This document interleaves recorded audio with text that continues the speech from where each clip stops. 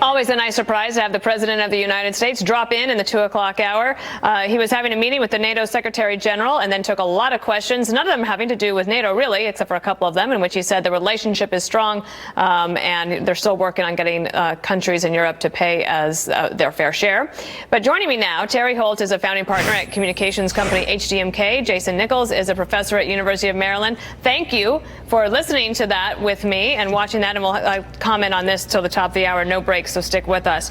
First of all, I want to talk about the border. There's this question about the president and whether he would close the border. He tweeted over the weekend these tweets that said it was certainly on his mind, that it was an option. He said, if Mexico doesn't immediately stop an illegal immigration coming into the U.S. through our southern border, I will be closing it or large sections of the border next week. And then, Terry, I think that a lot of Republicans have been talking to, maybe not just Republicans, saying, let's just tap the brakes on that. The president says it is not imminent.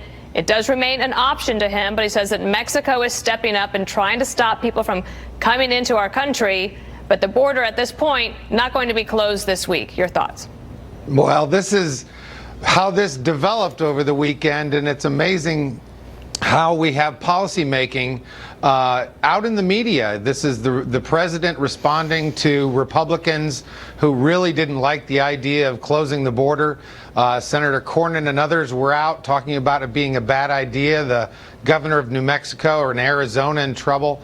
I think what we see is the president offering an olive branch to people that are afraid of the border closing, to calm people's nerves by giving himself an out, by saying that, you know, Mexico's doing what they need to do. That's evidence that we are making progress, and so there's not a reason for me to close it now.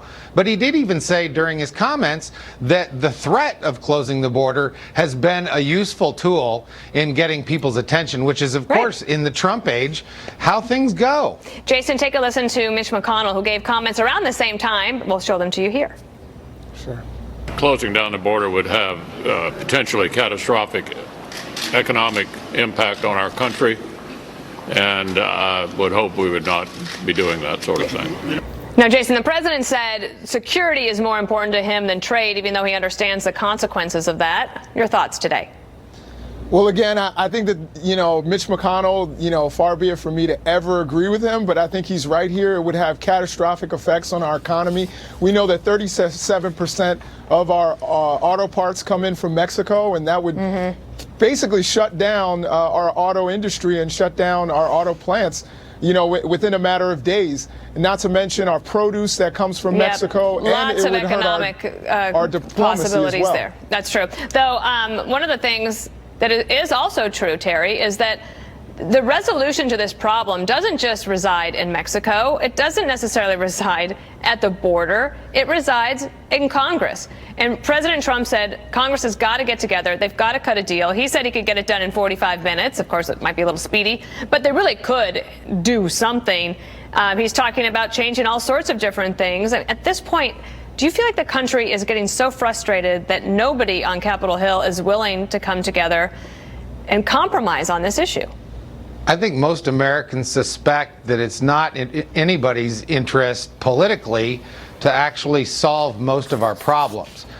They see the president standing fast on his emergency at the border rhetoric. They see the Democrats steadfastly comfortable with just letting it twist in the wind and trying to change the subject to other issues. In my mind, the American people are getting pretty tired of the conversation and frankly don't see it going anywhere. The president could certainly get a deal done in 45 minutes as long as the Democrats in the Congress agreed with everything he said. You know, the time for compromise was perhaps a couple of years ago, because now we're divided into warring camps going into the 2020 election. Senator Lindsey Graham also made comments on this. Let's take a listen. All I know is he doesn't have many options left. I don't know what to tell the guy. You got Congress that has two statutes that are clearly, you know, need to be changed. We seem to be unwilling to change them, and I'm willing to vote for it tomorrow. I don't know what to tell the president to do. What do you do? Just give up? Jason, the Secretary of Homeland Security has all but begged Congress to help because she says it's unraveling before our eyes, that they cannot keep up with it. Even Jay Johnson, the Homeland Security Secretary under President Obama, says he would have been completely overwhelmed by this. He doesn't know how they're managing it. At some point, can Democrats put the politics aside and work with the president on this?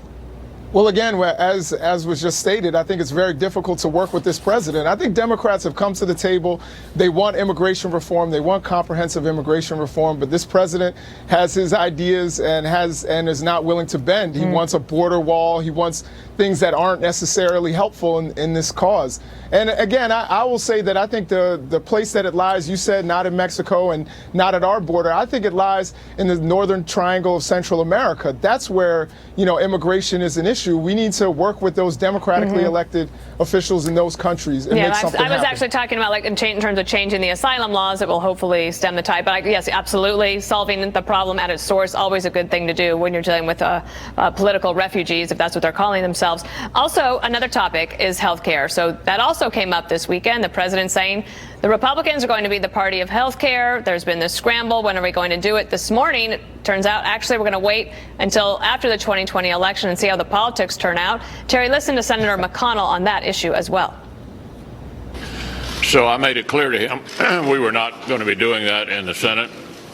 He did say, as he later tweeted, he accepted that, and that he would be developing a plan that he would take to the American people during the 2020 campaign and suggest that would be what he would be advocating in a second term if there were a Republican Congress. So we don't have a misunderstanding about that. We'll not be doing comprehensive in the Senate. And so, Terry, it looks like there won't be anything done on health care congressionally because of the divides. Wait until after 2020. That doesn't seem, I don't think that will satisfy a lot of people out there that are worried about this issue. Well, it kicks the can down the road, but there are no real agreements to be had with respect to comprehensive health care reform. But I do think that the clock is ticking on things like drug pricing. The momentum is still there in the Democratic Congress. The president may not want to put something forward that he can be for that's comprehensive, but the Democrats certainly will. And Republicans are going to need to be ready to defend against attacks on their positions with respect to pre-existing conditions, with respect to how we get the drug pricing reforms right in this Congress. The Democrats are going to try to fill the vacuum of the health care debate with their own views, and Republicans have to be sharp because there's going to be some real fights over people's hearts and minds over a very political issue in health care. That's right. I mean, you start talking about in the weeds about how is it going to help and how it's all going to work out, Jason. It's not easy to do when you're talking about policies, but there are conservatives who say the Republicans actually do have a good plan, that they are working it through. I was reading at the Heritage Foundation about some state-based experiments that are actually working. What does the Democrats do? What do you think they do with this in the next 2 years? Is this what they run on as they did in 2018? Well, I think it's a very important issue. It is something that we run on because we know this president does not have a plan. Perhaps there are some things that are being looked at, but he wanted to repeal this as soon as he came into office, and now we know he never even had a plan. So I think that this is something that is a weakness for the Republican Party. I think that it's something that 2020 Democrats are going to exploit, particularly because he was going to kick 20 million people off of health care and not actually have anything to replace it with. So I think this is a weakness for them, and Democrats will exploit it. Terry, let me give you the last word, because it does feel like, Obamacare was something that really helped the insurance industry. The government for all, or Medicare for all, really would help the government. At some point, do the Republicans figure out how to help the people? They have to. Private health insurance in this country is the single best way to provide health care for most Americans. And for those that don't have insurance or are poor, we have Medicaid. We have the essentials in place to make sure that people can have health care, but we need to get a handle on pricing. We need to get more equities in the system without sacrificing innovation, because while we are expensive, we do cure more diseases today than we ever have in this country, and we need to preserve something that has been very successful in lengthening people's lives. There's a lot for all of us to do, indeed. The president making a lot of news here in the 2 o'clock hour. Terry Holt and Jason Nichols, we thank you for being here for that. Up next, you'll have